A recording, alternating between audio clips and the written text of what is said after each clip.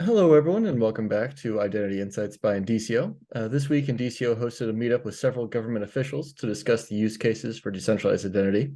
Today, I'm joined by Indicio CEO Heather C Dahl, who moderated the discussion, and she's here to discuss some highlights and key takeaways. Thanks so much for taking the time to speak with me today, Heather. Would you mind starting us off with a quick explanation of the role that governments have to play in the adoption of decentralized identity technology?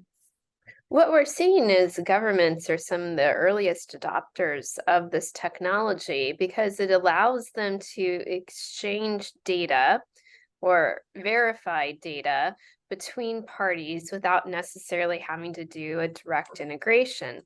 And so we see the pandemic as having fueled some of this innovation, and a number of them have launched pilot projects, and those projects are now continuing to develop and evolve. And so for the verifiable credential community, what is interesting is some of our organizations or leaders that we can look to for inspiration and also lessons learned are coming from the public sector. What are some of the soonest impacts of the technology the average citizen can expect to see or that we might be already seeing? Well, I think for the citizen or the recipient of the public service, they may not even actually see or understand that they're using it, but what they experience is a more seamless verification and sharing of data.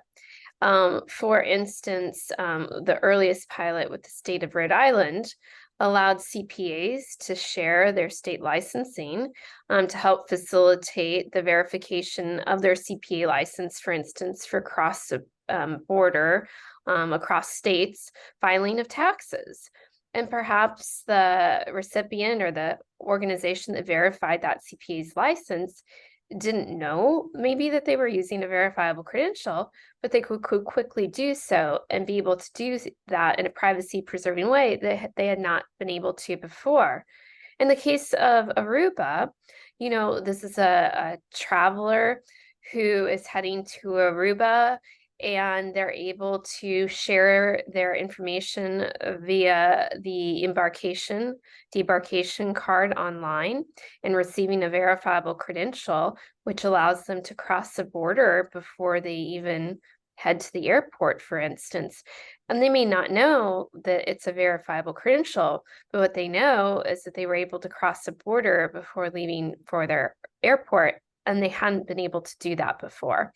And in the case of British Columbia, this one's interesting because it focuses on IoT reporting data from devices for the purposes of climate accounting. And for those of us, or especially those in British Columbia, who are receiving the benefit of better climate accounting, cleaner energy, it's allowing for a more efficient way to share the data and therefore providing the benefit, once again, that may not be directly seen by the citizen, but the benefit is definitely felt. And I think for much of the technology we develop across the board, we want people to find benefit and have it easily integrate into their daily life and see something has changed and improved, but not necessarily being able to name the technology. And that's okay, because what we're looking for here is public benefit.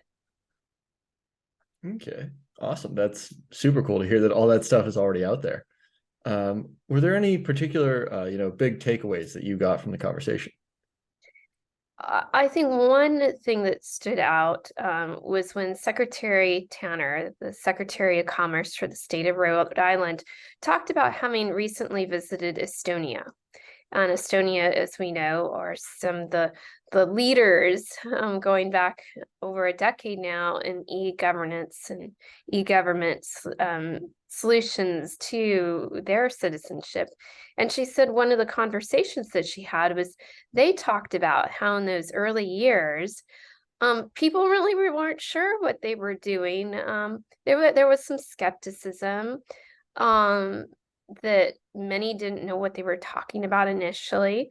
But then over the course of 3 to 5 years, as they continued to make progress and people saw that benefit in their lives, then they started getting the recognition for the innovation that they had been leading.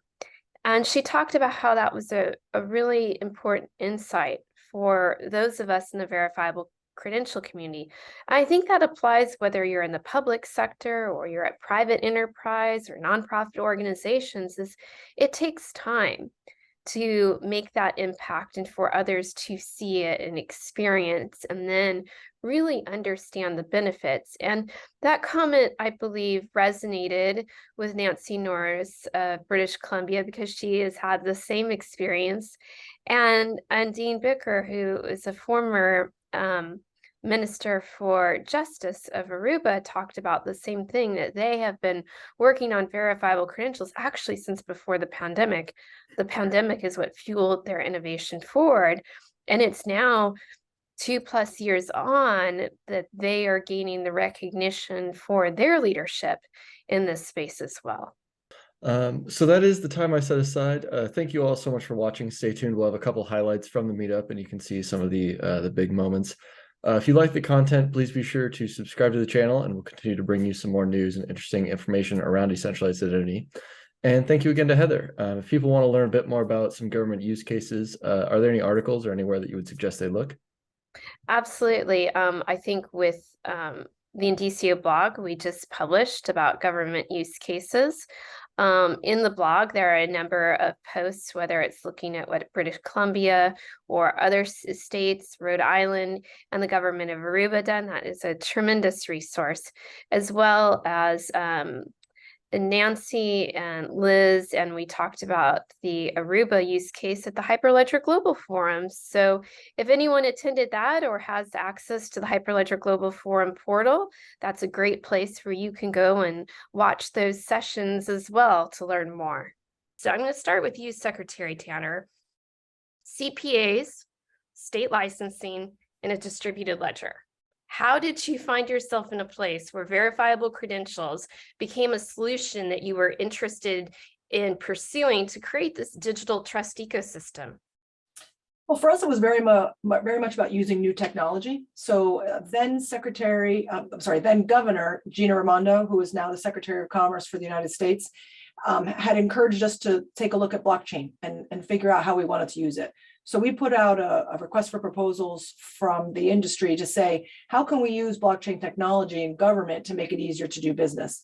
And there was a wide variety of answers all over the board, but we ultimately decided on doing the credentials because we felt that it was a safe, secure place to introduce the technology in government and try to see if we could make it work. So for us, it was also about streamlining the process of receiving and holding that credential so that you can then use it. So one of the reasons that we chose a CPA license was in particular because then you do very often need to prove that you are a CPA in order to file tax returns in other locations. So it worked out as a good fit for us, and it was a very soft, easy place for us to start. Mr. Bicker, picking up on that, there are two themes that Secretary Tanner talked about that I think also applies for what you were trying to do.